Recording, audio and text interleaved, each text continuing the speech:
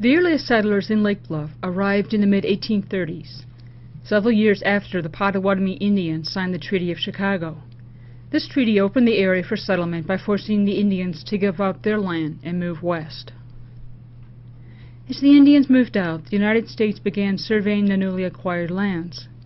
Attracted by the low cost of $1.25 per acre, settlers traveled north on the Green Bay Trail and began laying claim to property. The first settlers to arrive in the Lake Bluff area were John and Catherine Cloes. They arrived in 1836, claimed 107 acres, and built a cabin near Lake Michigan. In 1837, the William and Mary Dwyer family and Mary's brother Dr. Richard Murphy arrived and settled on the west side of the Green Bay Trail north of Route 176. The Dwyers operated one of the principal stagecoach stops and inns along the Green Bay Trail. It became a center of political, social, and religious activity, and their homestead, known as the Dwyer Settlement, grew to include a church, cemetery, and farms and cabins of neighboring settlers. By the 1840s, a number of Irish immigrants had established farms in the Lake Bluff area.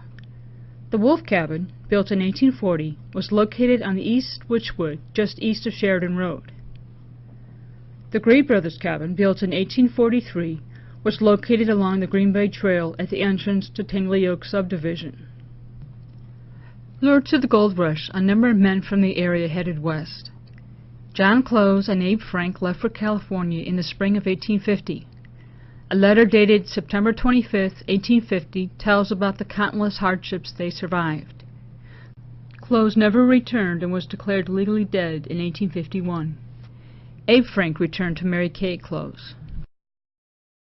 Catherine Cloes remained in Lake Bluff, raised her 7 children, and operated the brickyard from 1860 to 1899 with her youngest son, Ben.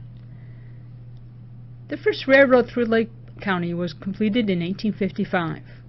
Running north from Chicago, the train stopped in Lake Bluff, an area called Rockland at the time.